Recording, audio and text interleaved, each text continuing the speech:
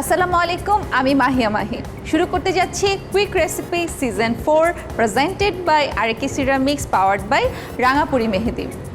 বরাবরের মতো আজকেও আমি চলে এসেছি আরেকটি কুইক রেসিপি নিয়ে, এবং সেটি হচ্ছে আমি বলবো না, বলবো আমাদের শেফ জলি খান। আপু, আজকে কি বানাবেন আমাদের জন্য? আমি আজকে বানাবো পটেটো নাগেটস। Potato nuggets? হ্যাঁ।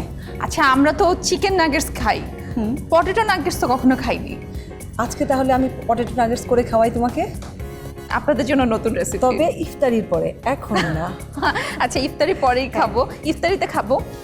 একটু ইনগ্রেডিয়েন্টস গুলো বলে দেন আমাদেরকে। পটেটো নাগেটস করতে আমাদের যা যা লাগছে। হ্যাঁ, আমি আলুগুলাকে আগে সেদ্ধ করে নিয়ে চটকে নিয়েছি। হ্যাঁ, আচ্ছা।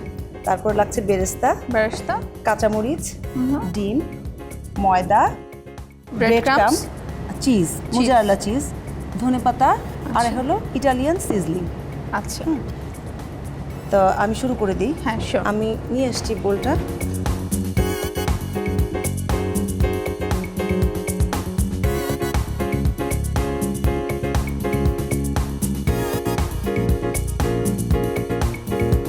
ওই পটেটো মানে পটেটো নাগেটস, এই পটেটো নাগেটসটা কি মানে রেসিপিটা আপনার নাকি? না, এটা পটেটো নাগেটস, এটা এখন দেখো মানে অনেকেই করে।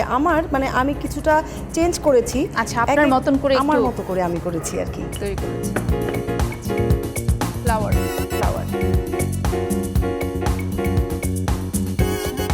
তারপর দিব হার্বস। এটা হলো ইটালিয়ান হার্বস আচ্ছা। আর ইটালিয়ান সিজলিং। হ্যাঁ, কয়েকটা হার্বস মিলিয়ে এটা করা হয়েছে। আচ্ছা, দেব ধনেপাতা, সবটুকু দিয়ে দিই। কাঁচামরিচ, আর দেব চিজ, মোজারেলা চিজ। এটা হাফ কাপ আছে, দিয়ে দিলাম। আচ্ছা। আর দেব কাঁচামরিচ। কাঁচামরিচ এখানে আমি 1 টেবিল চামচ পরিমাণ দিয়ে দেবো। তাহলে এখন এগুলোকে মিশিয়ে নিচ্ছি আমি। আচ্ছা, আর আমরা এটা কি লবণ দেব? এখন একটু লবণ দিয়ে নেব। ওই স্পুনটা দিয়ে আমাকে একটু দিয়ে দাও। ওকে, হ্যাঁ দাও, আর একটু লাগবে। ঠিক আছে, এটা পরিমাণ মতো, যে যেমন করে আর কি। আপনি কিন্তু একাই এটা বানালেন না, আমিও বানিয়েছি। তুমি আরো কিছু করবা, আমি তোমার জন্য আরো কিছু রেখে দিয়েছি। সেটা হচ্ছে তুমি ডিম ফেটতে পছন্দ করো। হ্যাঁ, ডিমটা ফেটে রেডি করো। ও, আপনার মনে আছে। আচ্ছা, আমরা কি এটার মধ্যে ডিমটা ফেটবো? হ্যাঁ, ওটার মধ্যে ফেটবো।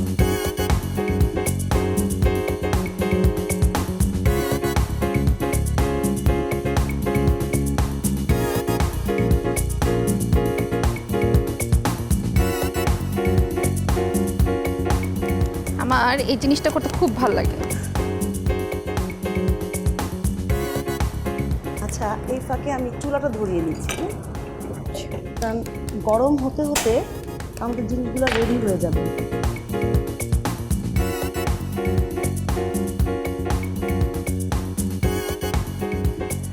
আমরা চিকেন নাগেটস যেভাবে করি, হ্যাঁ, ঠিক সেইভাবেই চিকেনের পরিবর্তে পটেটো।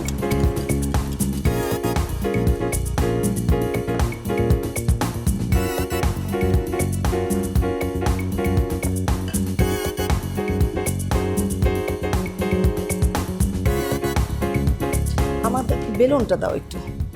ও আচ্ছা, আমি ভেবেছি এটা মনে হয় ভুল করে এখানে রাখা হয়েছিল। না, একটু মোটা হবে। হ্যাঁ, আচ্ছা, তো হয়ে গেছে এটা বেলা। স্কোয়ার করে নিলে আর দেখা যায় যে আমাদের চারপাশ থেকে কেটে নিতে হয় না। আচ্ছা, তা আমি এখন নাইফটা দিয়ে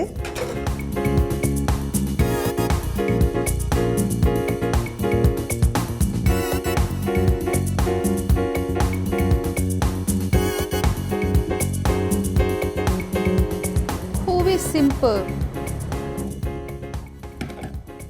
সিম্পল।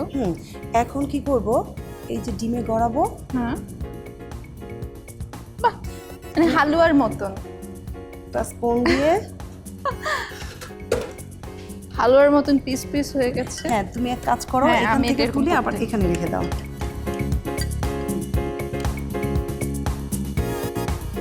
নাগেটসটা কিন্তু দেখবা যে এক একটা সাইজের হয়। তুমি স্কোয়ার করতে পারো, তারপরে 3 কোণাচে করতে পারো, তোমার ইচ্ছার উপরে নির্ভর করে।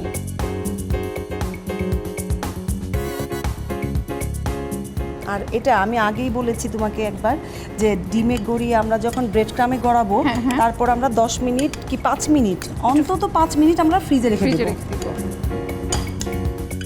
তাহলে জন্য কি হয় ফ্রিজে তাহলে রেখে যে দিলে? আমাদের এই যে ব্রেড ক্রামটা তেলের মধ্যে আর পড়ে যাবে না, ঝরে পড়ে যাবে না।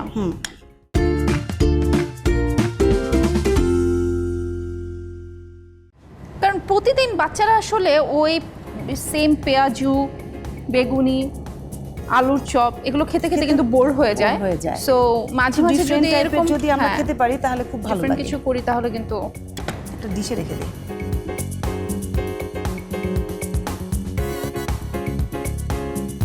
এটা তুলে ফ্রিজে রেখে দেবো এখন তাহলে। আচ্ছা, আমি রেখে আসবো। ওকে, থ্যাংক ইউ।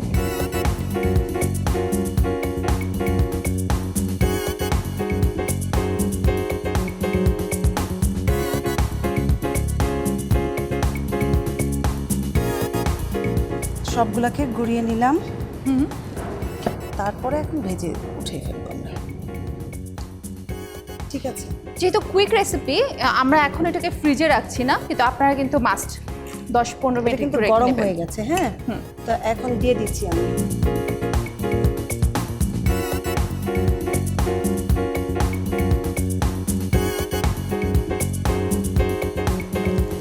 এটা কিন্তু আপনারা যদি আগে থেকে প্রিপেয়ার করে ফ্রিজে রেখে দেন তাহলে কিন্তু এটা জাস্ট ভাজার একটা বিষয়, 5 মিনিটের বেশি একদমই না লাগবে না, কারণ ইফতারের সময় আমাদের তো অনেক আইটেম করতে হয়।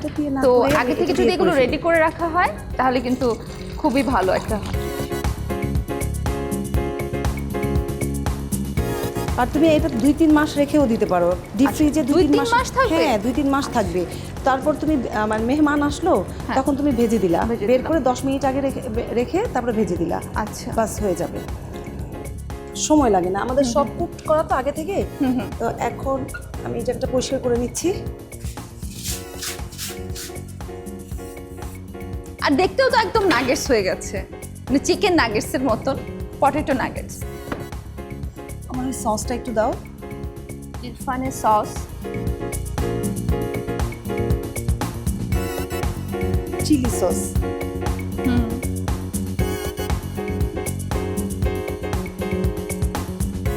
আমার আবার সসের থেকে মায়োনিজটা পছন্দ।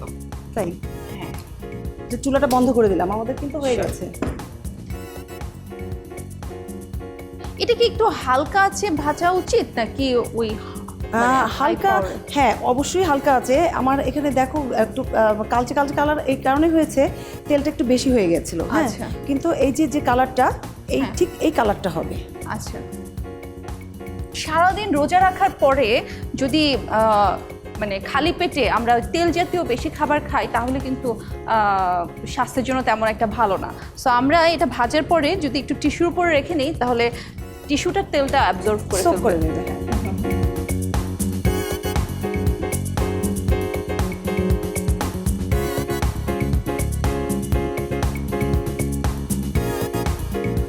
ক্রাঞ্চি হয়েছে খুব, ভেতরটা সফট, ওপরটা ক্রাঞ্চি।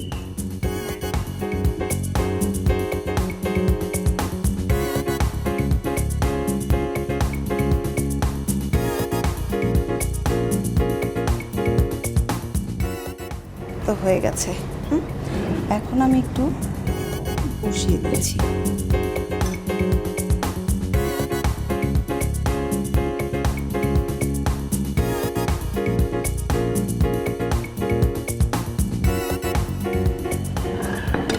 এটা আর উপরে একটু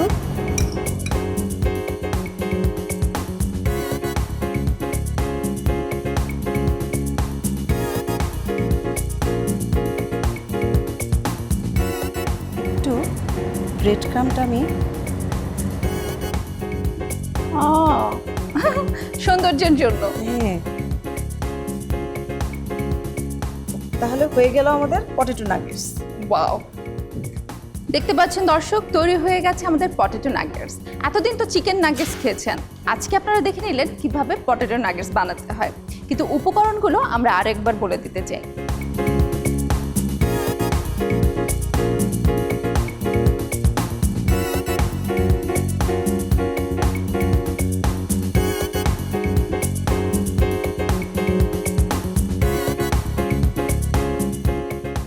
সেই পেঁয়াজু, সেই আলুর চপ, সেই বেগুনি, এগুলো তো থাকবেই, বাট পাশাপাশি এরকম পটেটো নাগেটসের মতন ছোট ছোট স্ন্যাক্স যদি আপনি অ্যাড করতে পারেন আপনার ইফতারে, তাহলে কিন্তু পরিবারের সদস্যরা ভীষণ খুশি হবে।